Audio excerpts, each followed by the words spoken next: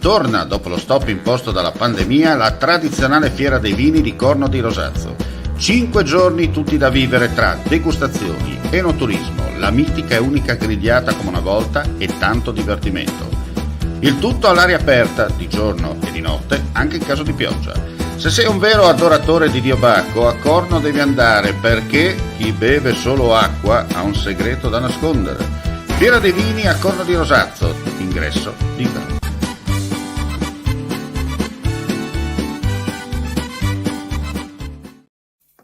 Vuoi assaggiare una birra dove al suo interno scopri la specialità tipica friulana? Lumi Beer, il prodotto ricavato in 20 ettari di terreno coltivato orzodistico, biodiversità, performance ambientale.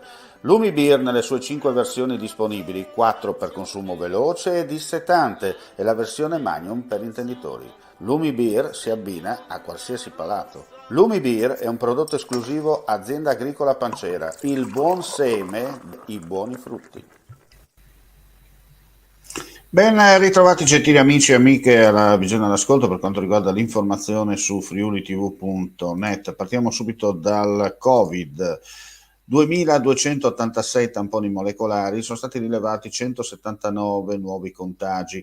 Da 2.256 test rapidi antigenici, 612 casi. Le persone ricoverate in terapia intensiva sono 3, quelli ospedalizzati in altri reparti 84. Nella giornata odierna si registrano 3 decessi. Parliamo adesso di cronaca, partendo da Udine. Cedimento dell'asfalto all'altezza della rotatoria di Piazzale Chiavri, su una piccola falla si è aperta sul lato stradale di Viale Tricesimo, sul posto i tecnici del comune e la polizia locale. Il punto è stato transennato con 2 cavalletti e segnalato. La circolazione resta regolare. Adesso andiamo in autostrada per segnalare che un mezzo pesante, per causa in corso di accertamento, si è rovesciato lateralmente mentre percorreva la A4 in direzione Trieste nel tratto 2 corsie tra Palmanova e il nodo di Villesse con la A34. L'autista sarebbe uscito illeso e non avrebbe coinvolto comunque altri mezzi. L'arteria stradale non risulta chiusa al traffico, la rimozione è già stata effettuata. E torniamo a Udine per quanto riguarda invece le altre notizie, per dire che consegnati lunedì 13 giugno i lavori per la realizzazione di una rotatoria all'incrocio tra via Selvuzis, via Lumignaco e via Gonars. La ditta incaricata è la Bertoni Mario di Tavagnaco. Sono in corso le operazioni propedeutiche all'inizio degli scavi, previste per l'inizio di luglio le operazioni di demolizione e allargamento della careggiata, grazie alle quali sarà realizzata una rotatoria tradizionale con il diametro di 48 metri. Particolare attenzione sarà posta alla gestione del cantiere e alla segnaletica temporanea, anche alla luce dei recenti incidenti. L'intervento implicherà una spesa di 600.000 euro. Il cronoprogramma prevede la conclusione dell'opera entro il 31 dicembre dell'anno in corso. D'altronde un importante nodo pericoloso per quanto riguarda gli incidenti stradali verrà finalmente estirpato.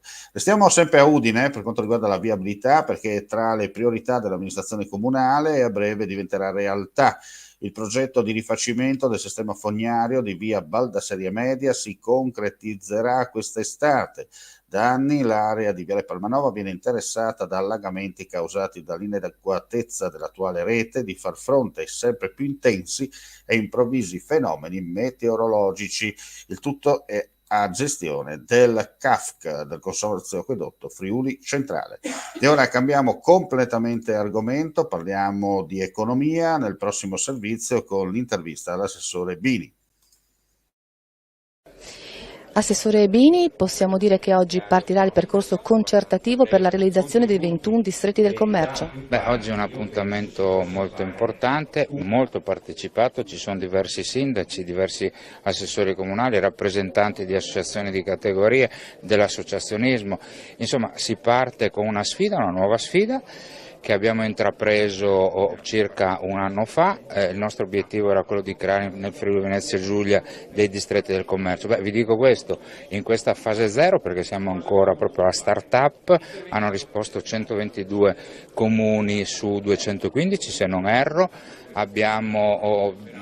Siamo riusciti a far creare diversi distretti in grado di rappresentare territori assolutamente importanti del Friuli Venezia Giulia. Siamo, come dicevo, alla fase 0, di conseguenza oggi ci sarà questo importante incontro concertativo tra le parti, durante il quale, ecco, questo è il metodo, lo chiamo Bini, voglio raccogliere degli spunti che ci possano permettere di redigere un regolamento attuativo il più azzeccato possibile, insomma, quindi coinvolgimento di tutti gli operatori, tutti gli stakeholders, al fine di sbagliare il meno possibile. E noi in questi anni non abbiamo promesso, abbiamo fatto. 350 milioni sono 353 per l'esattezza, sono cifre molto molto importanti.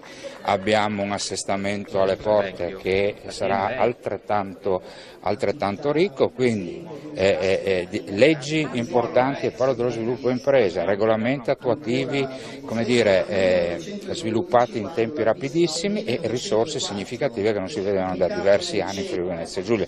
Quindi Regione, Giunta Federica vicino all'associazione di categoria, non con le parole ma con i fatti.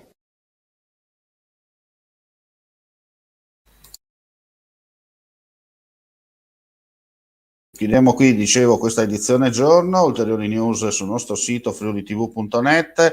Grazie per la visione e l'ascolto, e non resta che augurare a tutti voi un buon proseguimento di giornata.